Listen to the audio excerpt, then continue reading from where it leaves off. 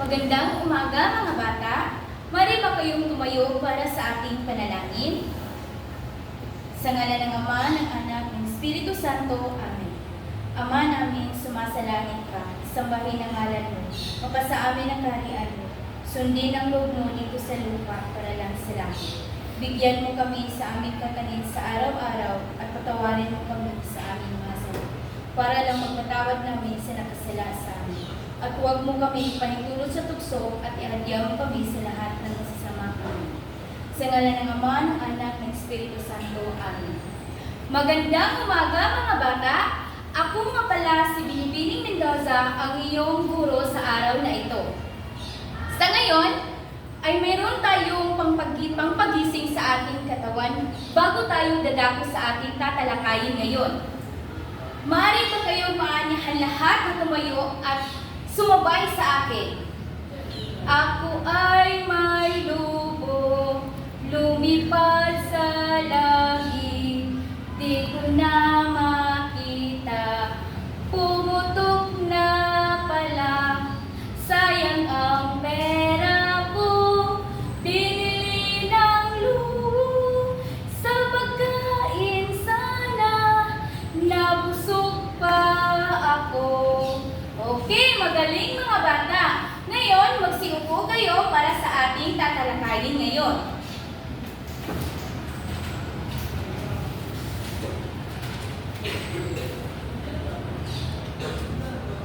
Ang ating tatalakayin ngayon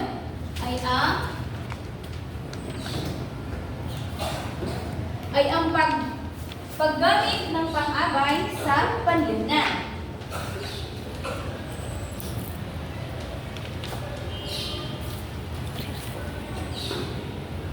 Ang paggamit ng pang-abay ng panlunan ay isang uri sa pang-abay kung saan ito nagsasaad o saan ito nagaganap o magaganap pala.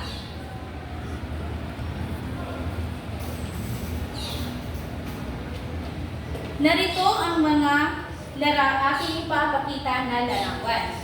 At ito ay iyong oobserbahan kung ano o saan ninyo nakikita.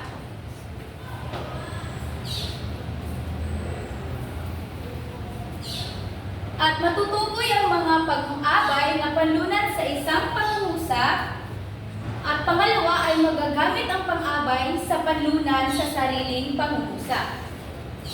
Ano ang nakikita ninyo sa una na litrato, Miss Gabukayan? Magaling. Sa pangalawang larawan, ano ang iyong nakikita? Binibining Risma. Magaling.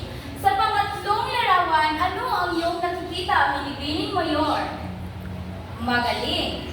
Ngayon, dadako tayo sa isang halimbawa kung saan naiintindihan ninyo ang paggamit ng pang-abay na panlunan.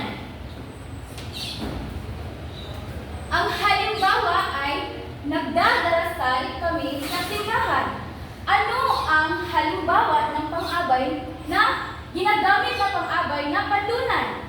Ay very good, nagdadasal. Pangalawa, pakibasa, Cindy. Magaling. Ano ang ginagamit na pang-abay na panlunan sa pangalawa na iyong binabasa? Binibining Gabukayan. Very good. Naglalakad. Magaling. At ngayon ay naintindihan ninyo kung ano ang paggamit ng pang-abay na panlunan.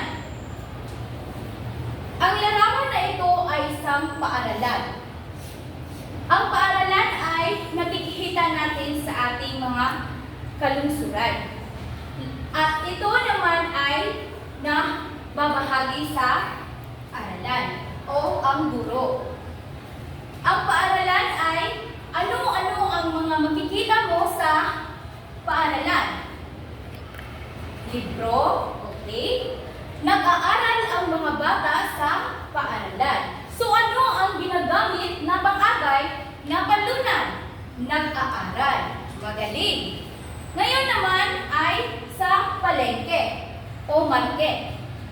Ano ang maibibigay mo na pangusap? O ano ang iyong magbigay ng isang pangungusap na masasabi sa market? Mary Joy? Magaling. Ang nakikita natin sa market ay mayroong mga tao na bumibili ng mga pagkain na pangangailangan sa bahay. Ano ang ginagamit ng pang-abay na palunan sa market na nakikita mo? Hindi ba na mimili ang mga tao sa palengke? At ngayon naman ay ang larawan na ito, ano ang iyong makikita o ano ang iyong pangungusap na mabubuo kung makikita ninyo ang pamilya na ito?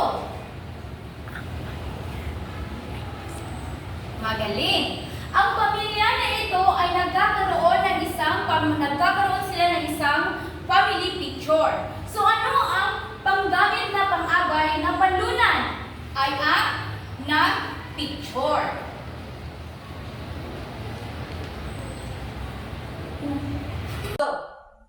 Sa araw na ito ay ating tatalakayin ang pinakamahalagang bahagi ng ating pananalita. Ito ay ang pang-abay na panlunan. Bago tayo dadayo sa ating paksa, pansinin muna natin ang mga sumusunod na pangungusap.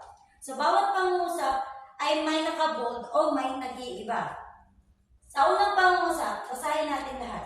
Naglaro ang mga bata sa bakuran. Alin nga ba ang nag-iiba? So, ang nag-iibang salita ay ang sa bakuran. Tama. Pangalawang pangungusap, kumain kami sa kalendarya. Ano nga ba talaga ang nag-iibang salita dito sa pangalawang pangungusap? Tama. Ang nag-iibang salita ay ang sa kalendarya. Pangatlong pangungusap, nagtago ang aso sa ilalim ng mesa. So, sa pangatlong pangungusap, ang nag-iibang salita ay ang sa ilalim ng mesa. So, sa mga salita na ito, ano nga ba talaga ang tinutukoy? So, ang mga salita na ito ay tumutukoy sa lugar kung saan nagaganap ang isang kilos. Tama. At ito ay nagsasagot sa tanong na saan. So, ngayon, ating linawin ang paksang ating tatalakayin tungkol sa pang-abay na panlunan. So, ano nga ba ang pang-abay na panlunan? So, ang pang-abay na panlunan ay isang uri ng pang-abay o adverb na nagsasaad ng lugar kung saan nagaganap o magaganap ang isang kilos. So, ang mga panandang gamit nito ay sa, kay, kina, sa loob, sa ibabaw ng, o sa ilalim ng, at iba pa.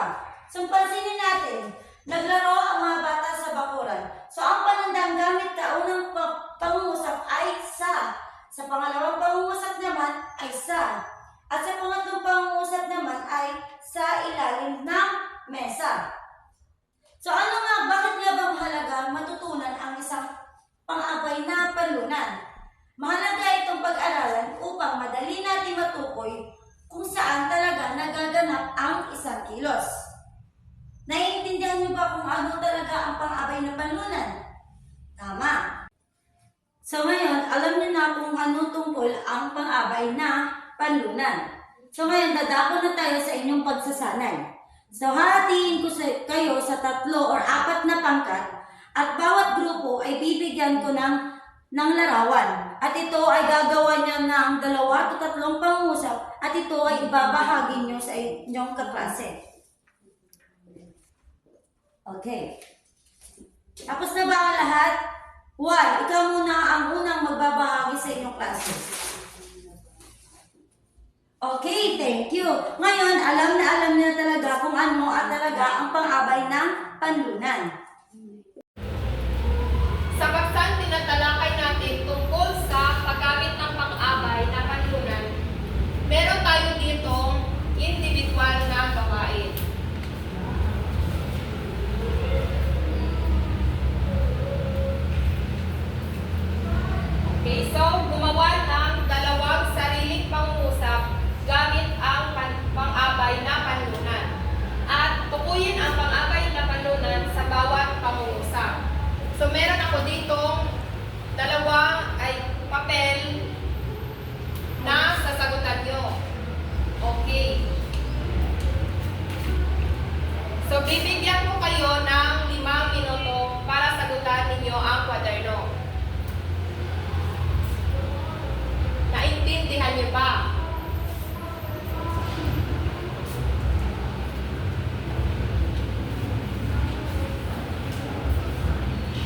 Okay, so tapos na ba ang lahat?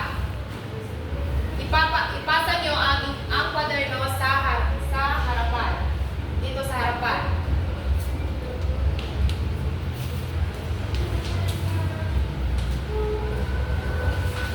At dito naman, dahil naiintindihan nyo ang paksang tinatalakay natin tungkol sa pang-abay na kanlunan, ay meron tayo ditong bibigyan ko ng isang talata.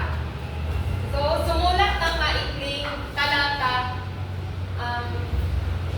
tatlo at limang pangungusap na naglalarawan ng iyong ginagawa tuwing Sabado gamit ang pang-abay na kanlunan.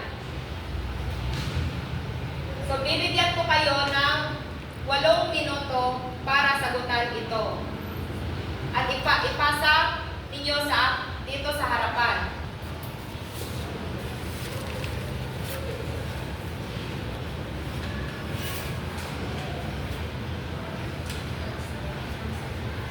Okay, so ipasa na inyong mga papel.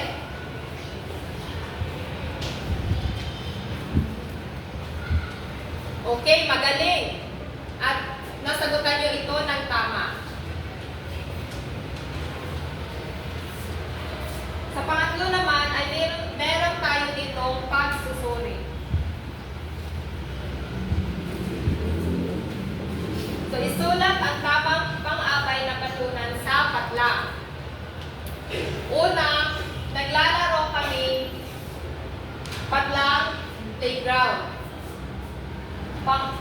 Pangalawa naman ay nag-aaral si Ana patlang silid-aralan. Pangatlo ay nagsisimba ang pamilya ko patlang simbahan tuwing linggo. Okay, so punan nyo lang ito at gamitin ang pang-abay na kanlunan sa patlang. Okay, so bibigyan ko naman kayo ng 5 minuto para sagutan ito.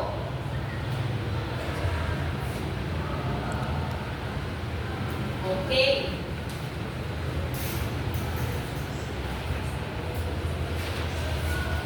Tapos na ba ang lahat?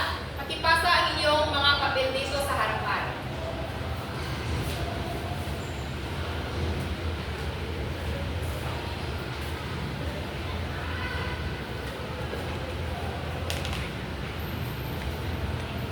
At sa inyong takdang aralin, gumuhit ng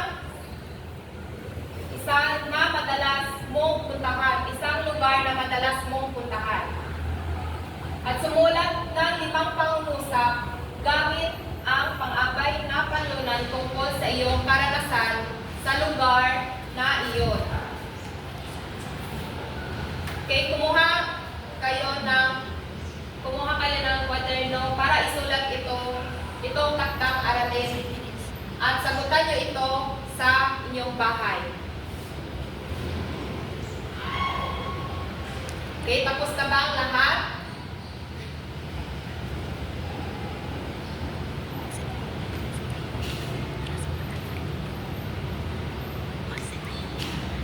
Okay, so magsitayo na ang lahat.